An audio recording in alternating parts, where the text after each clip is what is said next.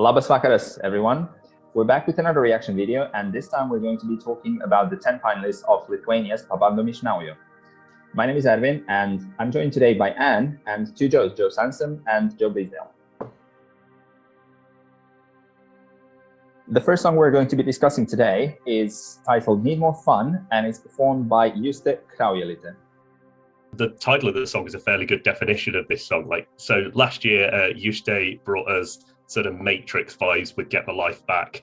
And this year, you know, I don't even know where this idea came from, but she's basically brought us grandmothers going to the shops in headscarves and dancing. I don't even, it's one of the most balmy songs. I mean, Lithuania is packed full of songs like this, but this one, I think probably because it was the last song in the show the first time I watched it, I remembered this for weeks afterwards. What she's talking about, cutting out carbs and caffeine, and like, we're going to do yoga, we're going to do the splits or something. It's utterly bonkers. And I love the fact that she has that sort of Messius Milan sort of music video quality to her staging, where it's like, it's just the backing dancers and you sort of have to guess which one's her, and then she sort of comes on afterwards. So I half expected her to do like a Sebastian Tellier or something and like come on in a golf car or something. You know, this is the sort of thing I love about National Final season. You know, the song itself is good enough, but really this is a performance to be watched.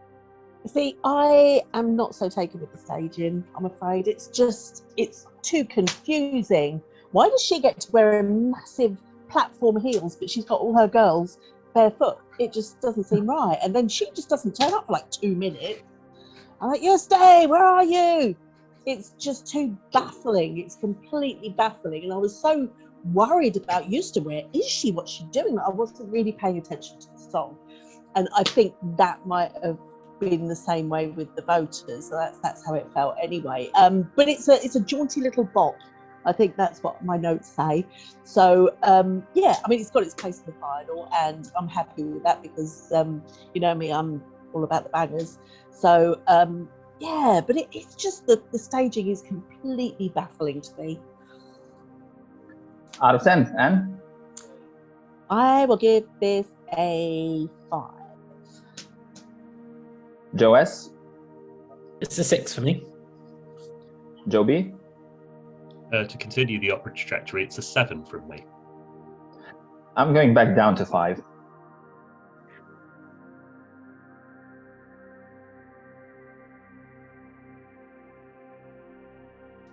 Song number 2 is going to be Like a Movie, performed by Beatrich, and I hope that I pronounced it correctly. So yeah, I quite like this one, and I'm not surprised to see it doing as well as it has done in the selection so far. So I think in the heat, I think it topped its heat and did very well in the semi-final as well, qualifying in sort of second or third. She's fairly well known.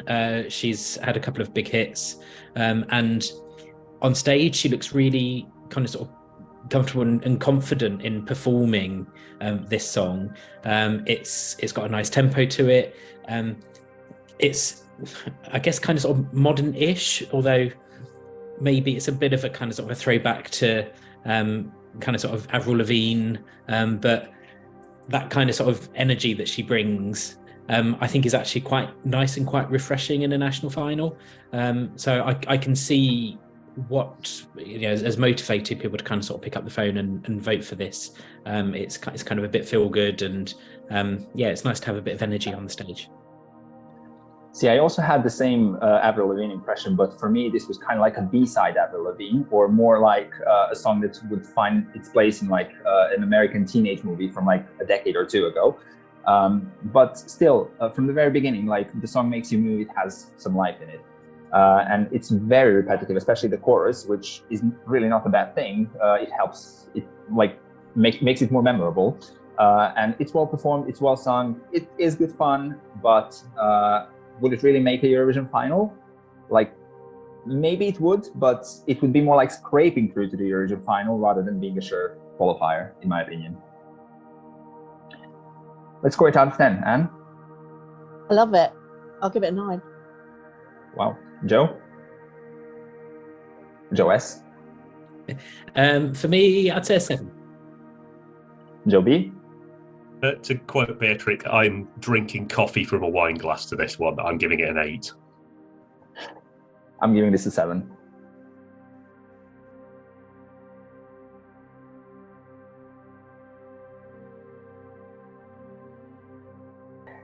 Next up, we have Petunija and her song Love of My Life. This song really speaks to me for some weird reason when she says goodbye, love of my life. It's like the saddest thing in the world. She's she had a bit of a bop a few years back. Joe will probably be able to tell you more about that. And this is just stripped back, just her on the piano. And it's almost like, because she's wearing black clothes and it's all very dark and the piano's black, it's almost like she's not there. It's just so weird. And then you see some little bits of her.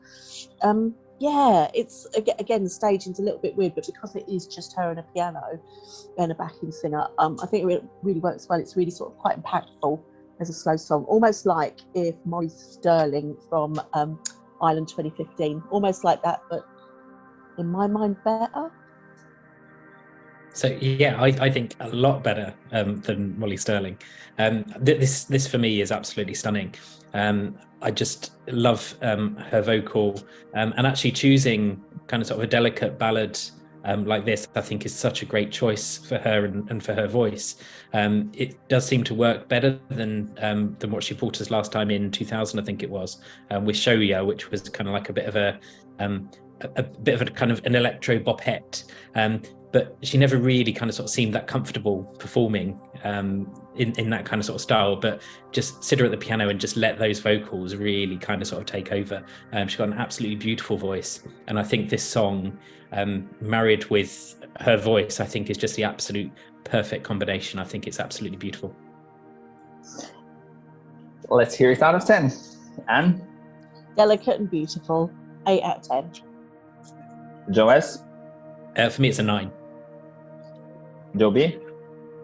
Never failed to be impressed by Joe's knowledge of Baltic national finals. I'm giving this a 7. I'm giving this a 3. Ooh.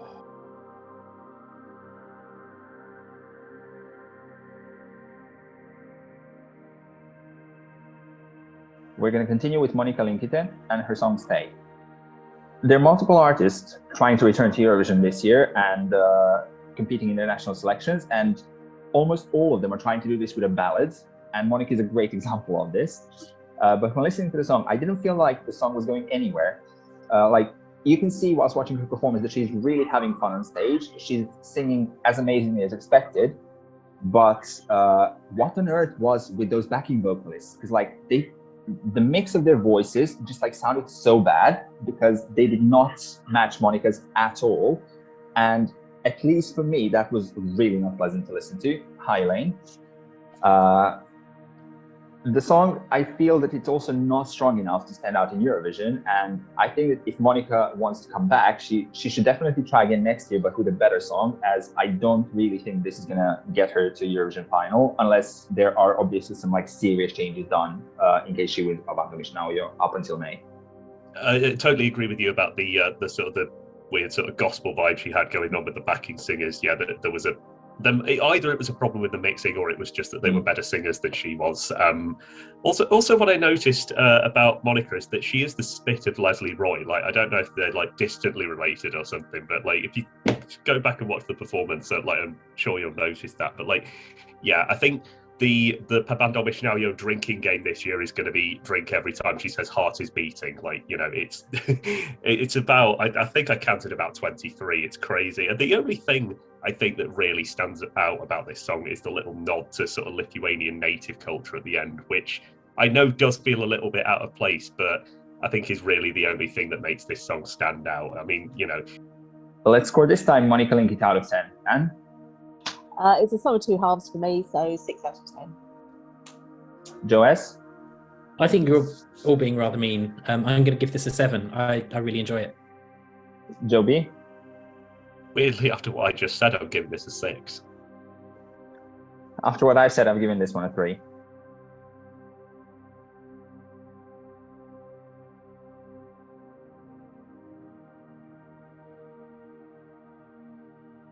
Next up, we have Mario Junes and his song "Do What You Do." This one is a bit of a grower for me. And I know that there are other of my colleagues here that don't feel the same way about it, but I've got a real speaking regard for this song. It's got that thumping, driving beat. It's almost like he's trying to be a Lithuanian Juste from Latvia.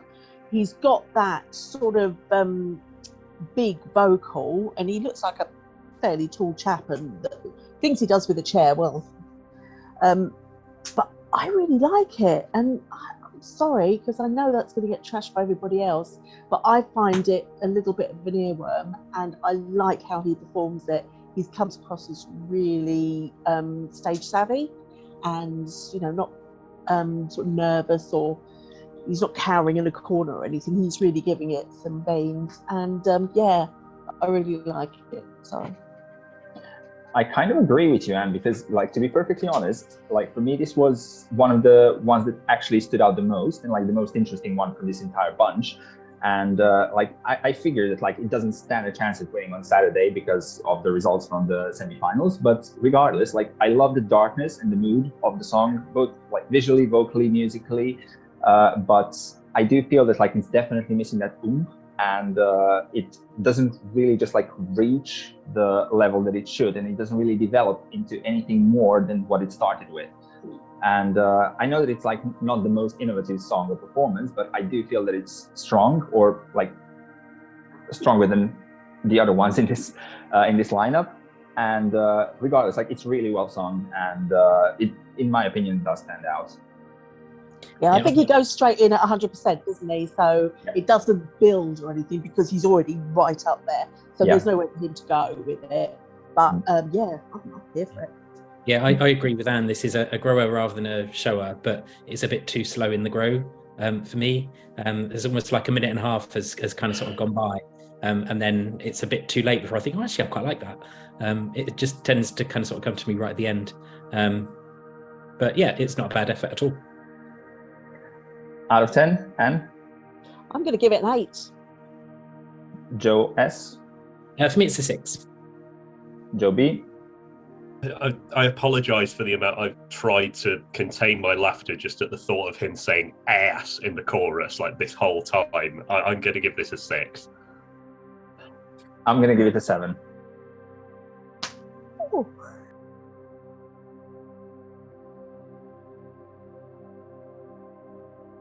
We're halfway through, so let's continue with the song "Let Me Think About Me," performed by Paulina, Paukstaityte. I absolutely love this one. It immediately caught my attention when I think it was probably after a sort of a slow rock ballad or something. Like I lost interest after a few songs in the first heat when this one started, and I immediately thought, oh, actually, this one is a moment. I hadn't heard of Paulina before this, but I'm sure Joe can pick me up on like the 3 or 4 entries she's probably entered in the past. But she is a very polished performer. Like, she's got polished staging. I love the sort of the strobe effects that are going on in this performance. I mean, it should come with a warning, but I just absolutely love that. And her outfit's great. The sort of the cream pantsuit that she was wearing in the semi-finals, it really suited her. Really polished vocal.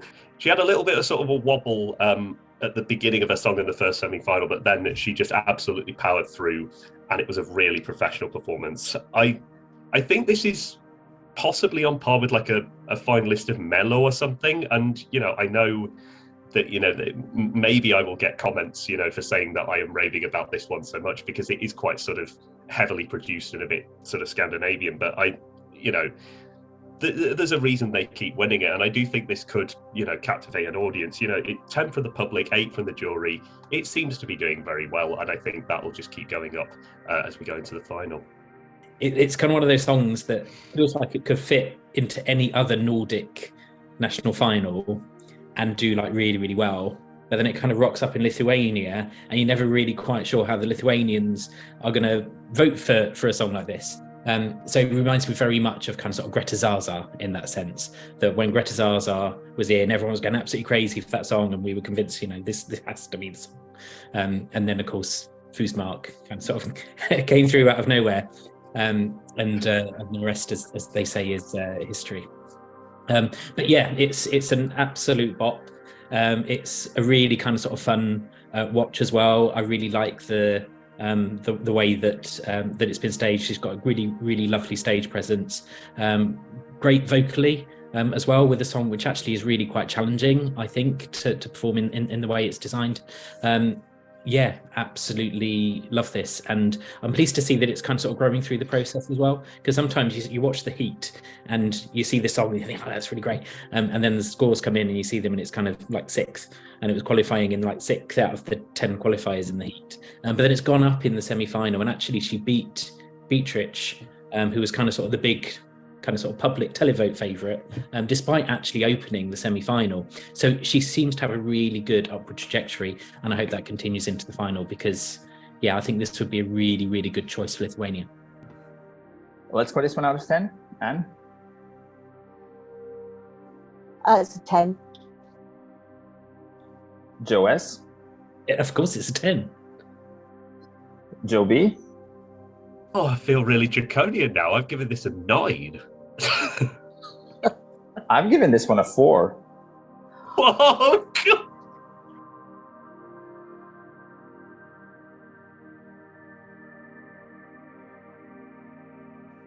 We got the song number 7, which is Sparnai, performed by Il Senso. Lithuania, what are you doing? Why is this even here? We've had 4 people singing an opera song. We've had 3 people singing an opera song before. We don't need to see it again. There's nothing new. We want to see new stuff. You know, we've had Il Volo, now we've got Il Dullo. I don't need to see them here. And they're competent singers. The song is utterly forgettable, and it's just taken the place of somebody who deserved it more. Sorry. So this genre, you know, it's sort of banded around on social media as popra. And we do see it in, you know, the odd national final. We have seen it at Eurovision as well with, like, you know, Il Volo. It can, you know, it can give you a bit of a moment, a bit of a distraction from, you know, a lot of the other, like, sort of more common pop stars you'll see at Eurovision. But really, I think this particular branch of popra is only really catering to the sort of like audiences who, you know, probably have an affinity for gardening or something. You know, this is not Il Volo, it's not Il Divo, but it's also not awful. You know, I can see there is a market for this, and, you know, I mean, I'm absolutely baffled at how it won the public vote, but, you know, there is a market for this sort of thing. They are out there somewhere. They come out when they need to and give it 12 points, but, you know, this isn't going to win, but, you know, at least they're trying to be a bit different. See, I think this song would have fits perfectly, and they do love this kind of music in Romania because they had so many examples of this kind of music. Like they had Beyond the Wood Shine in 2008. They had Distinto Yana and Anthony with Open Your Eyes in 2011. They had The Voice by Irina, and I think the guy's name was Dorut Todoruz or something like that. So that was in 2016. So I think this would find its place more in Romania rather than Lithuania. But we'll give them a call. Let them know. Yeah. Out of 10, and 3. Joe S? No, just no. 1. Joe B? It's a 5 from me. It's a 6 for me.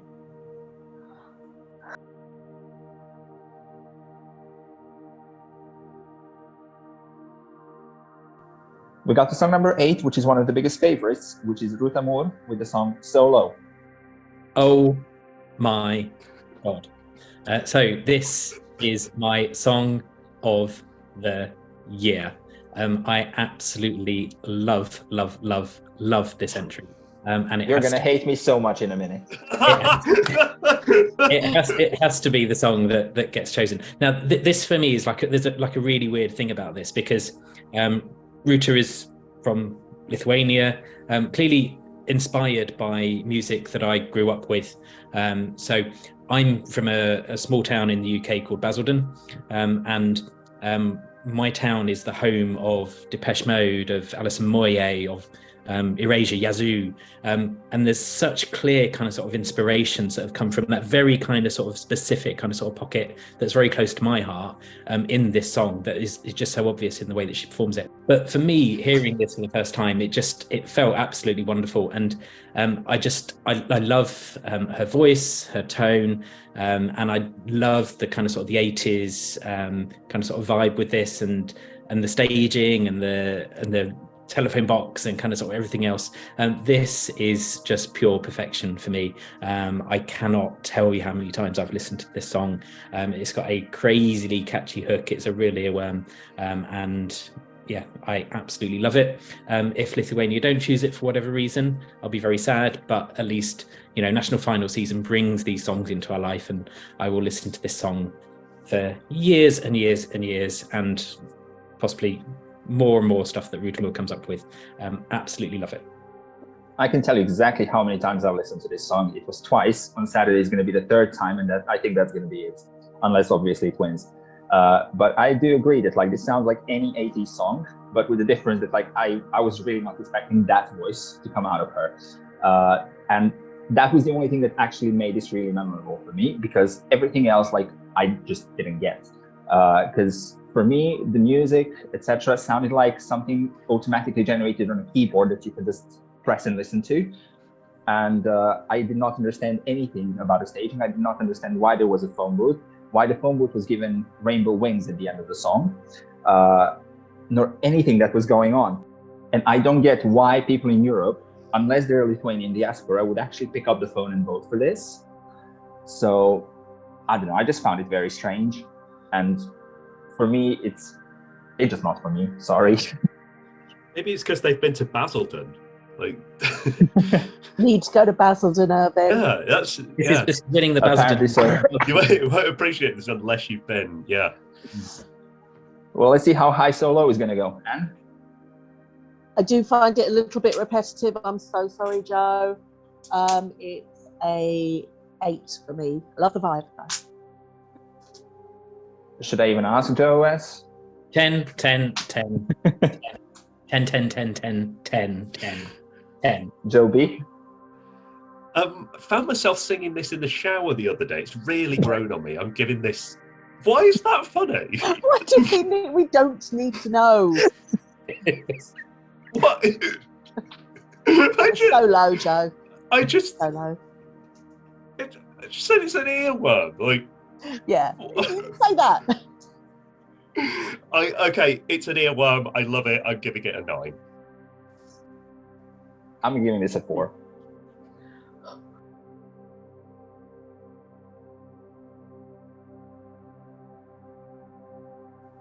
Second to last song is titled Sauksmas, and it's performed by Gabrielius Vagelis.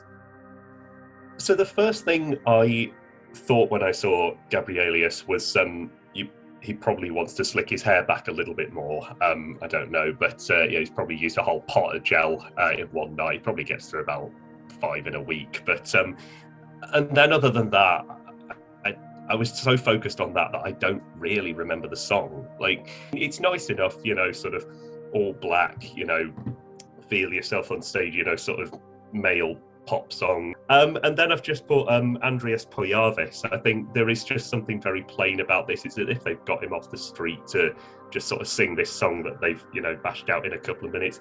I mean, you know, they're buying it. It's 7 with the jury, 8 with the public. You know, it's middle ground. It will probably finish about 5th or 6th. You know, it's good enough for what it is. I've always had a real soft spot for Gabrielius. I'll stop short of kind of sort of describing him as kind of sort of the Marcus Reaver of Lithuania, because that's Gabrassi. But Gabrielius has entered a number of times in the competition, and actually most times he's failed kind of at the previous hurdle. So, you know, it's great to see that, you know, he's made the final this time around. And I don't think it's a surprise that he's made the final with this particular song. And I think through all of his entries, he's shown a lot of kind of sort of growth year on year. And this, for me, sounds like it's probably the maturest of the songs that he's entered. He's always had a really nice voice. And I think he's always had some really good songs as well. But the thing that's perhaps let him down before is just kind of sort of some of the odd staging decisions, or just, yeah, on the night, it just never seems to go quite right for him. So I kind of sort of remember the song he had, I think it was in 2020, that everyone was kind of sort of raving at in studio version, and people were a little bit surprised that it didn't make the final. But I think he just needed to kind of sort of grow a little bit more as an artist, and I think he's done that every year. I think last time he was in with My Guy, which was a really, really nice song. I think he is absolutely worthy of his place in this final. It's not the best song, it's not my favourite song, but it's certainly not the worst song. Yeah, it's decent, good effort. Sauksmas out of 10, Anne? I will give it, mostly for the vocals, a 6. Joes? I will give it 7. Joe B? Totally didn't realise this was the same guy who did My Guy. I've given it a 5. I quite like this one. I'm giving this a 6.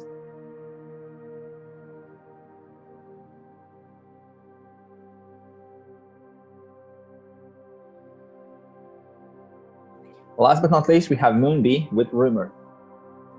I never thought that I would hear a feel-good sounding pop song mixed with an electric guitar randomly in the song. And I really liked the stage setup that they had, that they made it look like, I don't know, like part of the living room or like a corner in some sort of room or something. And I really enjoyed how MoonBee's gentle vocals worked with the song and the melody of it.